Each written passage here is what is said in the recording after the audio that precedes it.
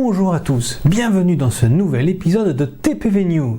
Comme promis, on va parler aujourd'hui des 30 ans du parc Astérix. Et oui, voilà maintenant 3 décennies que les irréductibles Gaulois résistent encore et toujours à l'envahisseur. Pour fêter cet anniversaire, le parc a vu les choses en grand. Nous allons donc détailler tout cela, ou plutôt nous allons continuer à détailler tout cela, car je vous avais déjà parlé de la plupart des festivités. Tout d'abord, les nouveautés au niveau des attractions et des spectacles. On a beaucoup parlé du nouveau film 4D Attention Menhir. C'est même ce sur quoi a été basée toute la communication cet hiver. Depuis le making-of du film, avec l'enregistrement des voix, de la musique, et jusqu'à une promotion en vrai, et assez bien pensée ma foi, dans les jours qui ont précédé l'ouverture. Mais on a finalement assez peu parlé de l'attraction elle-même. Il s'agit donc d'un film 4D, jusque-là tout va bien, qui, même si l'histoire n'est pas exactement la même, me fait quand même sacrément penser au coup du menhir. Je suis même persuadé que beaucoup de visiteurs lui donneront ce nom. En pratique, et selon quelques vidéos que je suis allé voir histoire de ne pas raconter n'importe quoi, il y a 2 salles. La première correspond au pré-show et nous fait nous situer dans le camp retranché de Baba au Rhum où a lieu une visite de César en personne.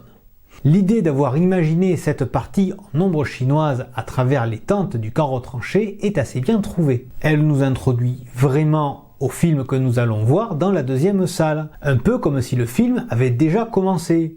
D'ailleurs, vu que l'écran est déjà allumé et que des légionnaires en planque discutent entre eux, on peut dire que le film a déjà commencé pendant que nous nous asseyons dans la salle. Là encore, l'idée est bien trouvée et assez immersive. Je ne vais pas vous en dire plus, sinon que de l'avis de beaucoup, le résultat est vraiment satisfaisant et qu'il dépasse même les espérances. Au passage, et j'aurais peut-être dû commencer par ça, nous sommes dans l'ancienne salle du cinématographe, dans la zone à travers le temps, juste en face à National 7. C'est un peu loin de l'univers de la BT, je le reconnais, mais on va pas chipoter. Donc ça, je l'ai dit, c'est ce que le parc a le plus annoncé. Mais il va y avoir d'autres nouveautés pour cette année anniversaire. L'aventure Astérix, dans la zone de l'Empire romain. Une exposition donc en hommage aux créateurs Uderzo et Goscinny. Ce n'est pas la première expo qui a lieu ici, mais c'est tout de même sympa qu'une telle chose soit présente. Parce que finalement, aimer les aventures d'un héros intemporel, c'est bien. Mais comprendre au travers d'un parcours ludique comment le héros est devenu intemporel, c'est encore mieux. Et puis ça crée des liens entre les générations qui toutes ensemble vont ensuite regarder la 3e nouveauté, le défilé gaulois. Cette mini-parade a lieu chaque jour le long du lac et du village gaulois et consiste en un char accueillant les personnages précédés par les concurrents du spectacle gaulois-romain Le Match et suivi d'une légion romaine. Ce n'est pas grand chose, mais ça reste pas mal pour marquer le coup des 30 ans. On peut regretter qu'il n'y ait pour le moment que peu d'univers représentés, mais on sait qu'il est prévu que d'autres univers arrivent au fil des semaines. Dernière nouveauté de la saison, cette fois sans aucun rapport avec le thème du parc, le nouveau spectacle au théâtre de Panoramix, Chronos, Magie et Illusion. Que dire? C'est un spectacle de magie et de grande illusion. Voilà. Il est certainement très bien, je vous encourage à aller le voir, mais bon, il n'y a pas plus à dire. Et puis j'ai déjà bien d'en avoir parlé, non? On va maintenant parler de la saison anniversaire plus largement, avec notamment le retour de l'été gaulois. Du 13 juillet au 18 août, le parc fermera plus tard, à 22 h chaque soir, afin de permettre aux visiteurs de pouvoir regarder le spectacle nocturne Le ciel nous tombe sur la tête. Une création originale, même si elle était déjà là l'an passé, s'inspirant de la magie des druides. On annonce des formes gonflables, des drones, des effets de laser et de la pyrotechnie. Parfait pour terminer la journée. Autre activité de cet été, le banquet gaulois. Là encore, chaque soir, des tables seront dressées pour un moment convivial autour d'un buffet au cœur du village. Grâce à la présence des personnages, l'immersion sera complète. Par contre, on n'a pas plus d'infos.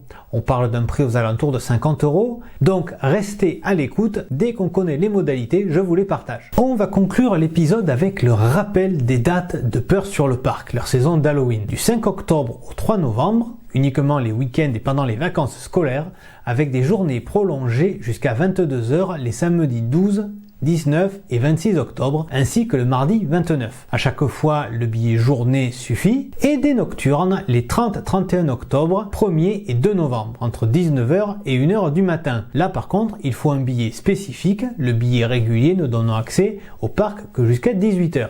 c'est toujours bon de le rappeler. Et enfin, c'est le petit plus de la saison, le parc sera également ouvert à tous pour le Noël gaulois du 21 décembre au 5 janvier, bref, pendant les vacances scolaires. N'oublions pas que le parc proposait déjà ce type de prestations aux comités d'entreprise et qui vont certainement profiter des premiers week-ends de décembre pour continuer à le faire. Donc on sait que les attractions peuvent tourner à cette période de l'année. Que ce soit pour Peur sur le parc ou pour la Noël, il y aura des animations, notamment un show dans la salle de Membas sur la Joconde, qui cette année n'est pas joué, mais qui reviendra en 2020. Mais comme tout ceci est encore un peu loin, on en reparlera en temps voulu. C'est la fin de cet épisode. Comme d'habitude, s'il vous a plu, n'hésitez pas à me le dire en mettant un pouce bleu, ça fait toujours plaisir. En commentant la vidéo et en la partageant, c'est encore mieux. En vous abonnant à la chaîne et en activant les notifications, alors là, c'est parfait. Vous pouvez aussi aller faire un tour sur les différents comptes sociaux de Theme Parks Voyage et les suivre pour ne rien rater de l'actualité en temps réel des parcs de loisirs. On se retrouve la semaine prochaine pour d'autres nouveautés. Merci pour votre écoute et à très bientôt.